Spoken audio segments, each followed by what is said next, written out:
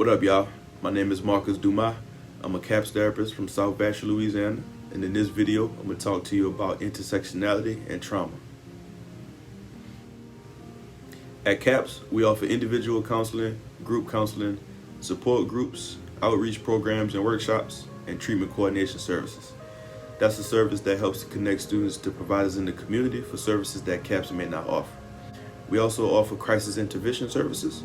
That's during normal hours and after hours. You can dial us up at 561-297-3540. Identity can impact a trauma experience by exacerbating the experience, creating confusion in the moment and beyond. Specific identities may be more at risk or targets for sexual violence, and access to sound treatment may be impacted depending on the victim identity. Trauma from sexual violence can have a huge impact on how we relate to ourselves and our sense of identity. As a result, our values and beliefs about who we are can shift, which affects how we interact with the world around us and vice versa. Aspects of who we saw ourselves to be prior to experiencing trauma can aid in the recovery though. So if you saw yourself as optimistic, resilient, or emotionally flexible prior to the trauma experience, you can use that after the trauma experience to reconnect with who you are.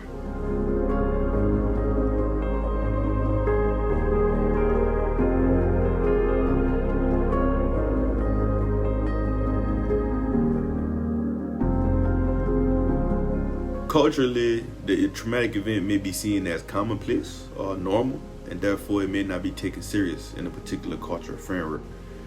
A victim may be encouraged to just move on without worrying about it. Also, in some cultures, mental health services may be seen as a threat and may be seen as untrustworthy with family information or just in general. Historically, BIPOC and LGBTQ+ communities have had a mistrust of healthcare systems with good reason.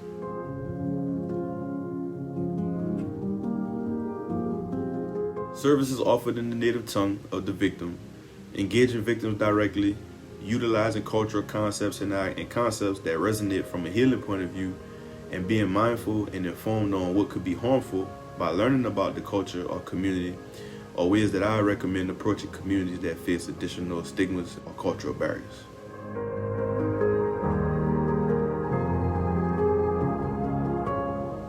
Signs and symptoms include emotional distress, nightmares, trouble sleeping, self-blame regarding the event, avoidance of certain people, exaggerated response to triggers, using substances to suppress thoughts and emotion, and hyperarousal with chance for risky sexual behaviors. As it relates to hyperarousal, some identities that tend to be hypersexualized are young emerging adults, particularly women, black men, specifically those who appear physically fit, and also bisexual women. Seeing repeated images and content may further aggravate symptoms as well. So something we want to think about right here is social media and the abundance of images and content that may be related to the trauma.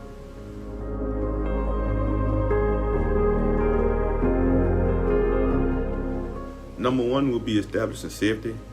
Establishing safety creates a strong foundation for coping with trauma. Beyond that, things such as self-affirmations, journaling or writing, yoga, hiking and spending time in nature, sex and pleasure activism, therapy, the use of crystals, meditation, and self-care assessments. For more information on coping, it's a healing guide on the It's On Us website. Make sure you go check that out.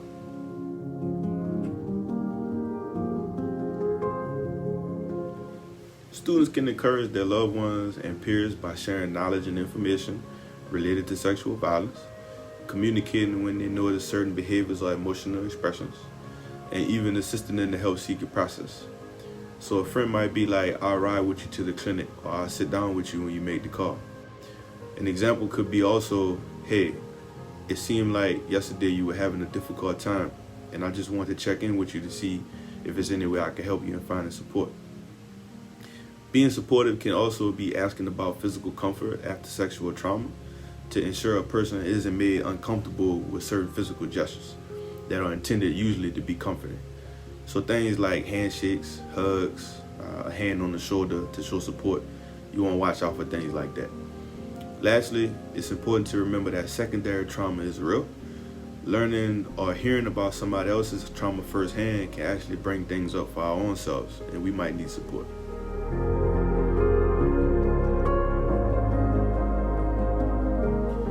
CAPS has been intentional about hiring therapists from many backgrounds, specifically those that reflect the population of students at FAU. CAPS also creates opportunities for its therapists to learn more about different identities and build awareness for how to work with students from different backgrounds, considering cultural factors. Students can request a specific provider from our website. You could also request gender and racial preferences that help you to feel safe.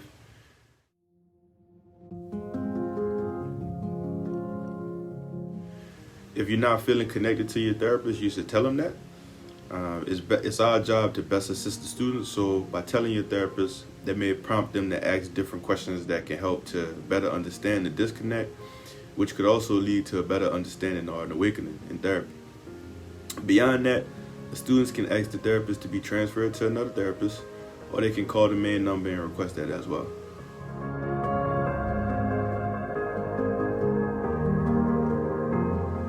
For students who might need off-campus care, CAPS has a treatment coordinator. Her name is Winifred Pierre, and she is a licensed clinical social worker. She works exclusively with students to connect with off-campus and community resources. Insurance is something she always considers in order to help connect and find the best treatment options. Another resource for off-campus care is called RAIN. That's short for Rape, Abuse, and Incest National Network. RAIN is a nationwide resource that students can use. The RAIN website actually has a national sexual assault hotline, which a student can call or chat online with for support and referrals.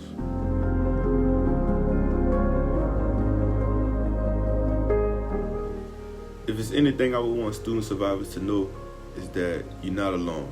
It's on all levels. Reach out to CAPS. We're currently contracted with providers and able to provide crisis and emergency on-call services over the phone for all FAU students. Thanks for tuning in. I hope this video was helpful. Please hit the like button and follow CAPS Instagram page at FAU_CAPS. Again, my name is Marcus, and I'm signing out.